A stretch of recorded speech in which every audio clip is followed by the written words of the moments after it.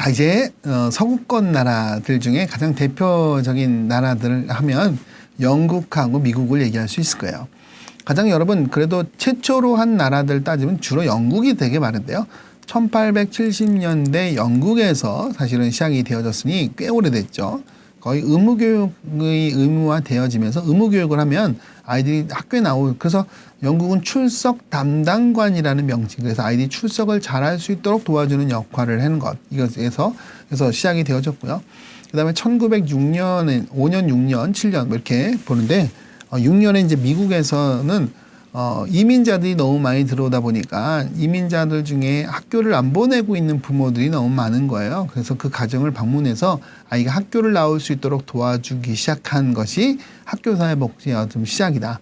여러분 방문 교사, 프렌들리 비지터라고 해서 자선조직협회 COS에 대한 역사 내용들을 안 배우셨다고요?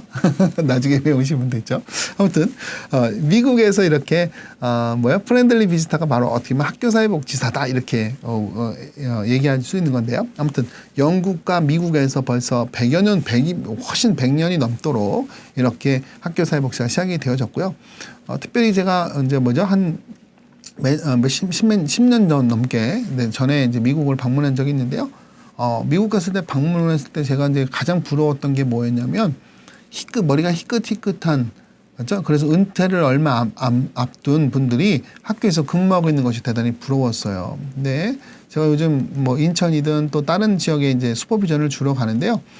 이제 우리나라에서도 은퇴하시는, 정년 퇴임하시는 복지사들이 많이 나타나고 있는 것들 생각하면 우리도 많이 이제 성장했다라는 생각을 많이 하게 되는데, 어찌됐건 그래서 영국과 미국에서 시작이 되어졌고, 그리고 전 세계적으로 얼마 전까지만 해도 43개국이라고 적었었어요. 근데 요즘 최근에 이제 국제 동향 보고서가 나온 거에 보면 53개국에서 실시되어지고 있다라고 이렇게 설명이 되어지고 있습니다. 그 중에 이제 미국을 한번 살펴볼 거예요. 그렇죠? 근데 왜 영국 안 하고 미국부터 봐요? 근데요. 학교사회복지가 가장 그래도 많은 학교사회복지사가 있고, 그 다음에 우리가 얘기하고 있는 어떤 전문적인 것들을 강조하고 있는 데가 미국이기 때문에, 그리고 우리나라가 전반적으로 미국을 많이 벤치마킹 하거나 학문적 베이스가 미국을 바탕으로 이루어지는 경우들이 많아서 미국에 좀 살펴보려고 해요. 그래서 미국의 학교사회복지를 먼저 좀 살펴보면 1900년대 여러분 이민자들이 되게 급증을 하죠. 왜요? 왜냐하면 땅덩어리는 넓은데 일할 사람이 별로 없잖아요. 그러다 보니까는 사람들을 이제 많이 이동하는 구조가 있었죠. 그러다 보니까 다양한 사회 문제가 발생되어지게 되고요. 여기는 빈곤의 문제, 주거의 문제, 실업의 문제, 여러 가지 문제들이 나타날 수 있겠죠. 자, 그러다 보니까 실업을 하고 난 다음에 아이를 학교를 잘 안 보내게 돼요. 의무교육에 대한 어떤 사회적 관심이 높아지면서 이들에게 방문교사가 이제 파견되어지는 거죠. 특히나 이제 뉴욕하고 보스턴, 그 다음에 하트포트라고 하는 지역에는 특히 프렌들리 비지터, 방문교사, 말하자면 자선조직협회의 구성원들이죠. 이분들이 방문을 해서 학교에 왜 못 보내는지, 여러 가지. 그러면 그걸 학교에 나올 수 있는 환경이나 이런 것들을 조성해 주었어요.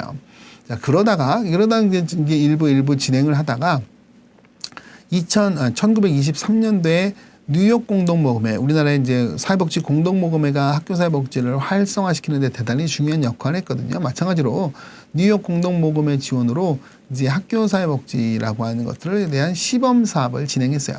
이 시범사업을 진행하면서 우와, 대단히 효과적이다. 학교에서도 요청이 너무 많아지고 하다 보니까 이게 점점 늘어났어요. 점점 늘어났는데 이 법적으로 이렇게 완성이 되지 않으니까 그냥 학교의 개별적 교장의 의지 이런 것들에 대해서 이루어지다 보니까 너무 이게 편차가 너무 많아지게 되죠.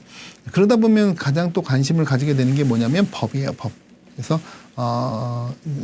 법을 제정하는 게 되게 중요한데, 그래서 여러분 장애가 있는 아이들 같은 경우에 학교에 갔어요. 그러면 장애가 있는 것만으로 아이가 학교에서 배제를 당하거나 이렇게 되면 그건 공평하지 않은 사회잖아요. 그래서 이 아이들이 장애가 있더라도 교육을 잘 받을 수 있도록 해주는 것 대단히 중요하다, 이렇게 보는 거예요. 제가 아까 전에도 미국 방문한 적이 있었다 그랬잖아요. 그게 오래됐습니다.